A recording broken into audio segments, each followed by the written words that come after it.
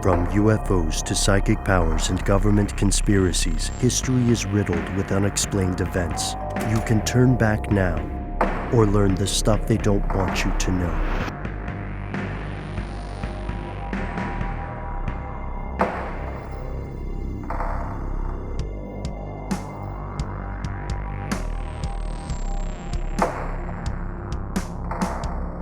Today's episode, what is the future of advertising? Why are so many people so very worried about it? Well, here are the facts. So, the global ad industry, defined by market size of the advertising agencies throughout the world, is $351.6 billion. It generates that much money a year as of 2021. And this is probably lower than the actual average since we can't count local or informal business dealings and things like that take place all the time across the entire planet. But the takeaway here is that it's massive and growing every single day. Yeah, exactly. And there's no one who can really give a dead accurate estimate here because, as you said, Noel, this doesn't count all the people who are just like casually painting signs for their friends. You know what I mean? And there's no way to really count things like organic word of mouth yet. So, and just another thing that's interesting in the ad industry is that deals will sometimes go across like a fiscal year or something. So there's some weirdness when you're measuring from year to year how much is actually being generated the previous year or the next year. Yeah, it's funny when when you hear the phrase Hollywood accounting, which is something that the big dinosaur studios use to maximize the studio's profit at the expense of the people who actually made the film, or made whatever the thing is, because that kind of unfairly targets Hollywood. This sort of accounting happens everywhere. Advertising, as we know, as everybody knows, also has some imperfections. First, it can be tone deaf. I'll raise my hand on a personal example here. Many of our longtime listeners to this show and other shows might have heard me reading a bunch of ads from large corporations that, like you said, Matt, went across networks. And these were ads during a pandemic, and they would say stuff like, "This pandemic is tough. We'll soldier on together. Also buy this car, these condoms, this quesadilla, etc." You know what I mean? And that's the last thing people wanted to hear, even if it is well-intentioned. You know what I mean? Yes, I know what you mean, but I want that combo to be available. Like a Jeep Wrangler, a giant burrito, and a stack of Magnums. Stop it, Matthew. You're making me blush. You mean Magnum, those chocolate ice cream bars, right? Yes. Cool. So they also have, in addition to this, the industry, like, it can run the risk of being tone deaf. There's no shortage of well-intentioned missteps in the history of advertising. Like, maybe you say you name a car and you sell it in a country where the name of that car means something very different. Like Nova in English is just the car, Nova. In other parts of the world, it means doesn't go. So like, you can see how these can happen. These are honest missteps. But then there are also, and this is a big thing right now, the ad industry has these challenges when it comes to measuring its own effectiveness. I think we all remember that famous quote, "Half the money I spend on advertising is wasted. Trouble is, I just don't know which half." Yeah, exactly. Well, and that's why you get all of these other industries that are built up around the ad industry, or maybe they're just portions of it, where there's an attempt to find out as much as you possibly can about each end user, each customer that it has their television on at 3 a.m. and happens to catch that infomercial, right? Or each customer that is watching the NFL game last Sunday, the one NFL game. I don't know how many there are on one day, but it's they need to know everything about you. Very much so. Yeah. And there's nothing stopping that, really, at least in the US. The industry, the ad industry overall, is very aware of these first two problems. And again, remember that number Noel said at the very beginning, $351.6 billion per year. If you are listening to this episode in 2021, a big chunk of that money, a big slice of that quesadilla is dedicated to, as Matt said, learning more about you, learning every possible thing about you, scooping up as much info as possible, and then learning how to leverage that information to influence you, to alter your decision-making process ever so slightly. This is called a nudge.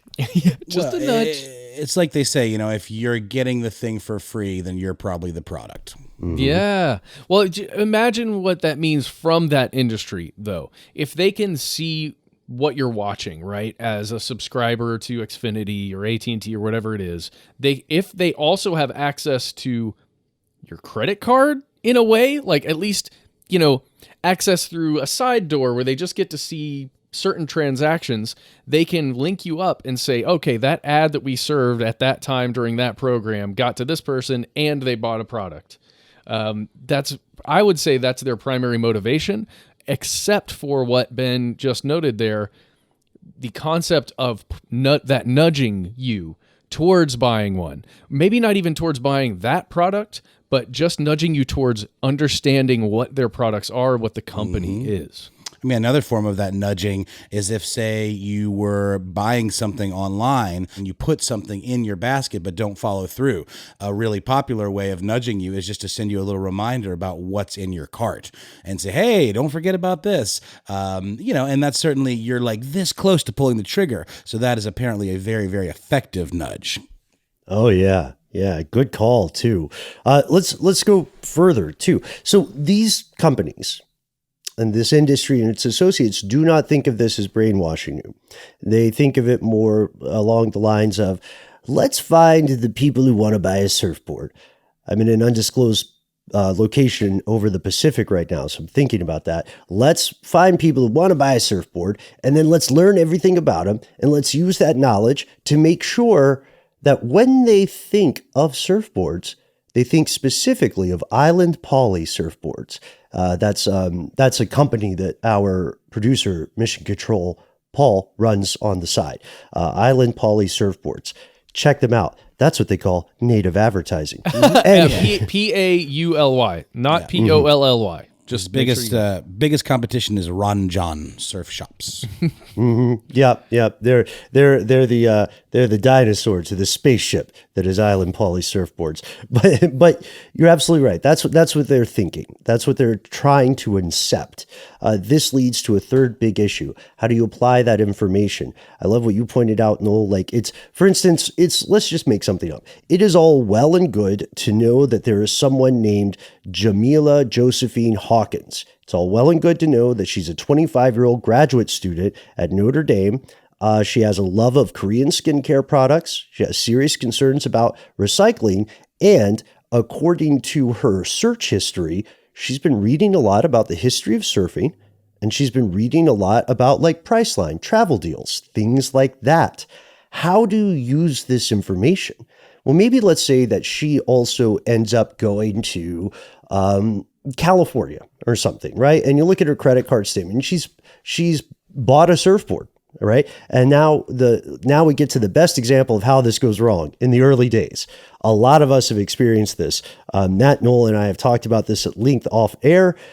Let's say you make something we could call an infrequent purchase. Maybe it's something really expensive, like a car or a phone, or it's something that most people don't need to buy every week, like a commode.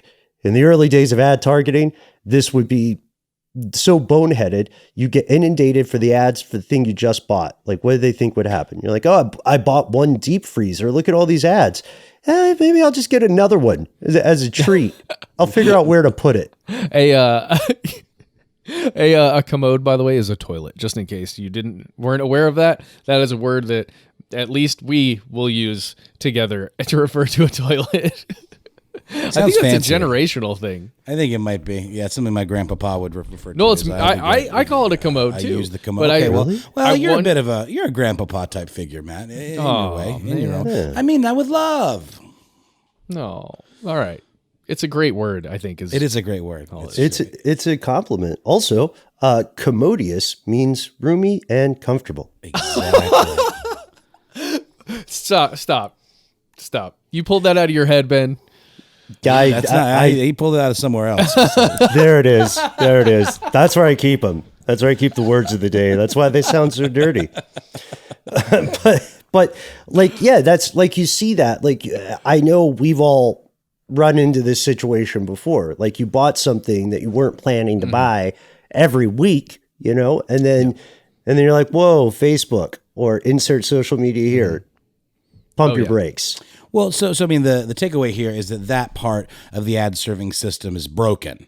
Or it's just not very efficient because it's not effective in getting you to buy a thing again that you've already bought, short of like you not liking the one you got, returning it, buying a better one that you maybe saw another ad for. But I don't know the stats on this, but I have a hard time believing that happens particularly often.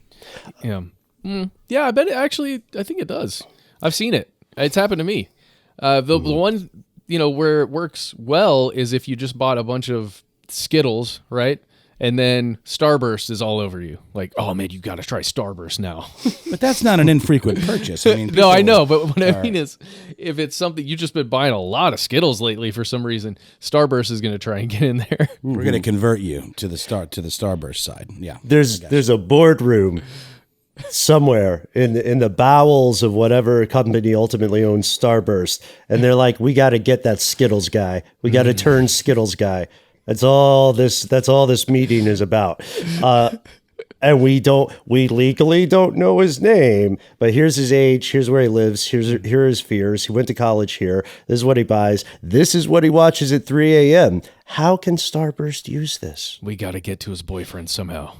We got to get to him. We got to get to those folks. So you can see the bigger issues. And like, Noel, you're absolutely right. It reminds me of, and I think maybe we talked about this earlier in a different show, but it reminds me of the Terminator franchise. There's that line in Terminator where they say, well, the first ones were easy to spot.